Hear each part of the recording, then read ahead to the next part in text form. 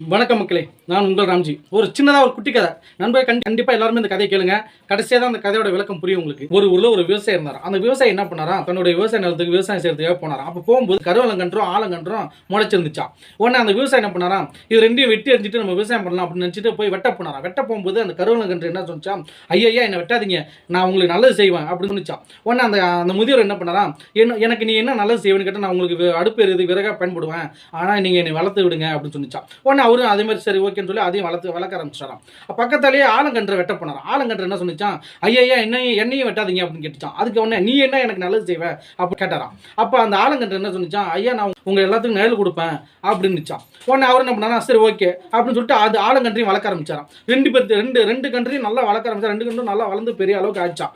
ஆன போது கடைசி என்ன பண்ணிச்சான், கருவலங்கன்று வளர வளர எல்லா இடமும் படர ஆரம்பிச்சிடான். படர ஆரம்பிச்சுன்னு இவரு ரொம்ப சந்தோஷப்பட்டாராம். காலப்போக்கில் என்ன ஆச்சுன்னா, கருவலங்கன்று அனல் காற்றா கொடுத்துச்சான்.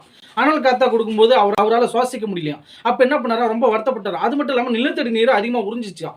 உடனே இவர் என்ன பண்ணாரா, ஐயோ நம்ம வளர்த்தது தப்பாக போச்சு, இது நம்ம நிலத்தடி நீரையும் உறிஞ்சிருச்சு, நம்மளுக்கு வெறும் அனல் காத்தா கொடுக்குது அப்படின்னு சொல்லி ரொம்ப வருத்தப்பட்டாராம். அதுக்கப்புறம் ஆலமரம் வளர்ந்துச்சான். அதுக்கப்புறம் ஆலமரம் வளர்ந்துச்சு. ஆலமரத்தில் போய் வளர்ந்தோடனே ரொம்ப சந்தோஷப்பட்டார். அப்போ நிழல் இதாச்சும் ஆலமரமாவது நம்ம வளர்த்துக்கு போச்சமாக நிழல் கொடுக்குதுன்னு சொல்லிட்டு காலப்போக்கில் டெய்லியும் போயிட்டு நிழலில் போயிட்டு படுத்து தூங்குறதும் போகிறதும் வந்தாராம். அப்புறம் வருடங்களும் கடந்துச்சான், தலைமுறைகளும் மாறிச்சான். தலைமுறைகள் மாறும்போது ஒரு முதியோருடைய பேர் என்ன பண்ணானா, அவன் நம்ம தாத்தா இது போல 2 கண்ணு வளர்த்தாரு, நம்ம ஒரு கண்ணு வளர்க்கணும்னு சொல்லிட்டு அங்கே ஒரு பனங்கன்று இருந்துச்சான். அந்த பனங்கன்று அவன் தண்ணி ஊற்றி வளர்க்க ஆரம்பிச்சாரான். அதுவும் அதே போல நல்லா வளர்ந்துட்டு இருந்துச்சான். வளர்ந்துட்டு இருக்கும்போது காலப்போக்கில் என்ன ஆச்சுன்னா, ஆலமரம் விழுதுகள் விட ஆரம்பிச்சுதான். விழுதுகள் விட ஆரம்பிச்சோன்னே ஆலமரத்து விழுதுகள் என்ன பண்ணிச்சான், அந்த ஆலமரத்து நிழலில் சுற்றியும் விழுதுகள் விழ ஆரம்பிச்சுதான். விழுதுகள் விழுந்து அதுவும் வளர்ந்து ஸ்ட்ராங் ஆகிடுச்சான். அந்த பேர் என்ன பண்ணா, ஒரு நாள் போய் நிழலில் போய் ஒதுங்கலான்னு போகும்போது அங்கே வெறும் விழுதுகளாக இருந்துச்சு அந்த நிழல் ஃபுல்லாக. அப்போ அந்த பேரன் கேட்டானா, எங்கள் தாத்தா நிழல் கொடுப்பேன் தானே உன்னை வளர்த்தாரு, நீ என்னடானா இது போல அவன் விடுதலுக்கே இடம் கொடுத்துட்டியே, அப்ப நான் எங்க நிழலுக்கு போய் ஒதுங்கிறது அப்படின்னு கேட்கும்போது ஆலமரம் ஒரு கருமான ஒரு பேச்சா பேசிச்சான்.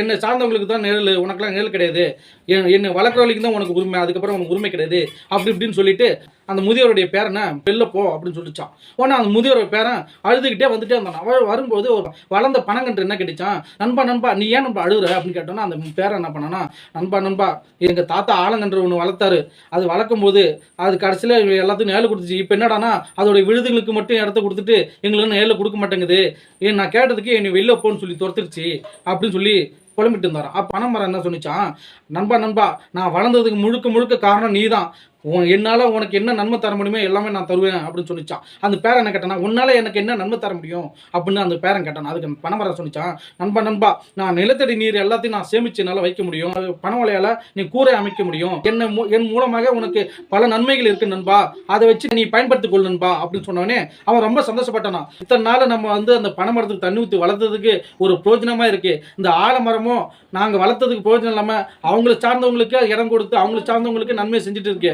அப்போ இதுலேருந்து என்ன தெரியுதுன்னா, பனைமரம் தான் நன்மை தரும். அப்போ இனி ஒரு காலங்களில் இந்த பனைமரத்தை தான் நம்ம எங்கே போனாலும் நட்டு இந்த பனைமரத்தை தான் நம்ம வளர்த்து வைக்கணும், அப்போ தான் இந்த நாட்டிற்கு நன்மை, நம்மளுக்கும் நன்மை அப்படின்னு சொல்லி அந்த பேரை என்ன பண்ணானா ரொம்ப சந்தோஷப்பட்டு அதோட பெருமையை உலகம் முழுதும் சொன்னானா. இந்த விஷயத்தை இந்த நிகழ்வெல்லாம் பார்த்துட்டு இந்த வர்ண பகவான் என்ன பண்ணாராம், ரொம்ப கோபமானாராம். என்னடா மக்கள் எல்லாம் நம்மளுக்கு நன்மை தரும்னு சொல்லி இந்த 2 மரத்தையும் வளர்த்தா இவங்க 2 பேருமே அவங்களுக்கு மட்டும் நன்மையை ஏற்றுக்கிட்டு அவங்களுக்கு மட்டும் நன்மையை பயன்படுத்திக்கிட்டு மீது எல்லாத்தையும் கெட்டதாக செய்கிறாங்களே அப்படின்னு சொல்லிட்டு அந்த வர்ணபகவன் என்ன பண்ணிட்டாராம், நல்லா ஒரு புயல் காத்தோட ஒரு மழையை ஒன்று வர வச்ச புயல் காத்தோட ஒரு மழையை கொண்டு வந்து அந்த ஆலமரத்தையும் அந்த கருவல மரத்தையும் அடியோட சாச்சிட்டாராம். அப்போ இதுலேருந்து என்ன தெரியுது, மனுஷனை பொறுத்த வரைக்கும் கர்வமாக வாழ்ந்தா என்னைக்கு இருந்தால் ஒரு நாள் அழிவு காலம் கண்டிப்பாக உண்டு. அதனால் ஆலமரம் அரச மரம் சொல்லி கொண்டு வாழ்வதை விட நான் நல்ல ஒரு மனிதன் அப்படின்னு சொல்லி கொண்டு வாழ்வதே சிறந்தது அப்படின்னு சொல்லி இதோட நான் கதையை முடிச்சுக்கிறேன்.